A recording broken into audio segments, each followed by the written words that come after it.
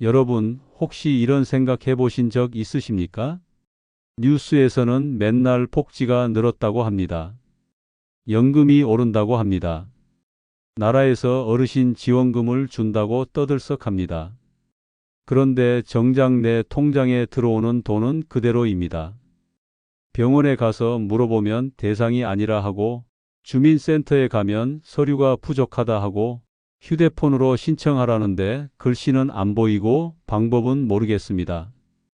결국 남들 이야기처럼 들리다가 내 몫은 하나도 못 챙긴 채 돌아오는 분들이 많습니다. 오늘 제가 드릴 말씀은 단순합니다. 올해는 예전과 다릅니다. 작년에는 안 되던 분도 올해는 될 수 있고, 몰라서 못 받던 돈도 지금 확인하면 받을 수 있습니다. 어떤 분은 한 달 생활비가 늘어나고, 어떤 분은 병원비 수십만 원을 아끼고, 어떤 분은 매달 빠져나가는 통신비를 줄일 수 있습니다. 문제는 단 하나입니다. 아는 사람만 챙긴다는 것. 오늘 이 시간만 제대로 들으시면 내가 지금 무엇부터 해야 하는지 선명해집니다. 괜히 여기저기 물어보며 시간 낭비할 필요 없습니다. 복잡한 제도 설명도 필요 없습니다. 제가 오늘 딱 5가지로 정리해 드리겠습니다. 건강, 주거와 돌봄, 생활비와 현금 지원, 통신비 절감, 교통비 환급. 이 5가지만 챙겨도 올해 체감은 완전히 달라질 수 있습니다. 그리고 마지막에는 내 상황별로 무엇부터 신청해야 가장 이득인지까지 정확히 말씀드리겠습니다. 끝까지 들으셔야 하는 이유가 분명합니다. 앞부분만 듣고 나가시면 정작 나에게 가장 필요한 정보는 놓칠 수 있습니다. 특히 지금 혼자 지내시는 분, 병원 갈 일이 잦아진 분, 생활비가 빠듯한 분, 자녀에게 손 벌리고 싶지 않은 분들은 오늘 내용이 직접 도움이 될 수 있습니다. 자, 그럼 첫 번째 이야기부터 시작하겠습니다. 첫 번째, 건강 혜택은 아플 때 찾으면 늦습니다.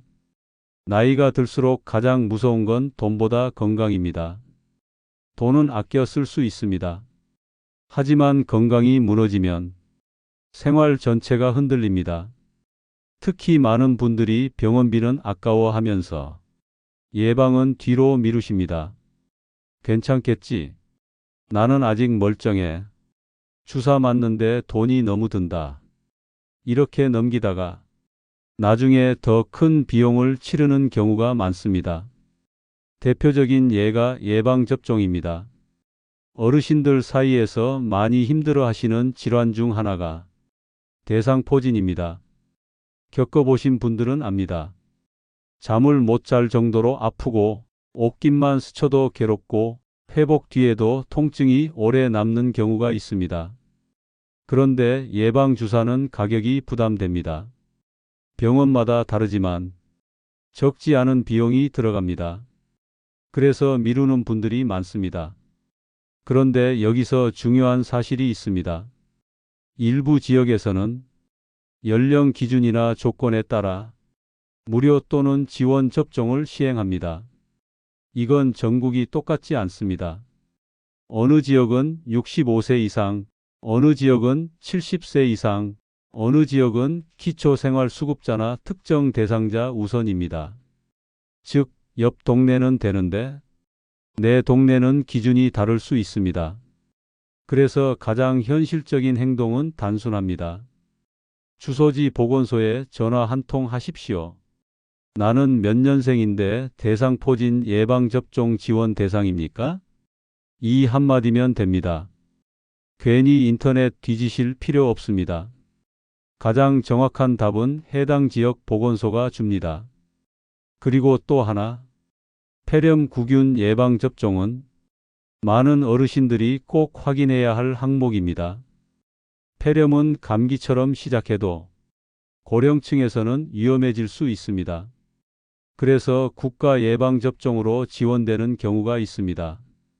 이 역시 연령 기준과 시기에 따라 달라질 수 있으니 신분증 들고 보건소나 지정의료기관에 문의해 보시는 것이 좋습니다. 여기서 핵심은 이것입니다. 병 걸린 뒤 병원비 걱정하는 것보다 미리 확인해서 예방하는 편이 훨씬 이득입니다. 돈도 아끼고 몸도 지키고 가족 걱정도 줄입니다. 많은 분들이 복지를 현금만 생각합니다. 하지만 수십만 원 나갈 비용을 막는 것도 현금 지원과 같은 가치가 있습니다. 오늘 당장 할 일 알려드리겠습니다. 종이에 적으십시오. 보건소 전화하기, 대상포진 지원 여부 확인, 폐렴 예방접종 대상 여부 확인, 예약 가능 날짜 확인. 이 네 줄이면 됩니다. 그런데 건강보다 더 무서운 걱정이 있습니다. 몸이 조금씩 약해질 때 많은 분들이 속으로 이런 걱정을 합니다. 나중에 거동이 불편해지면 어떡하지? 혼자 살면 누가 챙겨주지? 결국 시설로 가야 하나? 이 두려움 때문에 멀쩡할 때부터 잠 못 이루는 분들도 있습니다. 하지만 지금은 예전과 상황이 달라지고 있습니다. 다음 시간에는 집에서 받을 수 있는 돌봄 서비스, 방문 지원, 혼자 사는 분들이 꼭 알아야 할 제도를 말씀드리겠습니다. 오히려 모르는 분들이 손해를 보는 영역입니다. 다음 영상도 꼭 시청하셔서 지원금 챙겨가시기 바랍니다. 감사합니다. 오늘도 함께 라디오 오암나였습니다.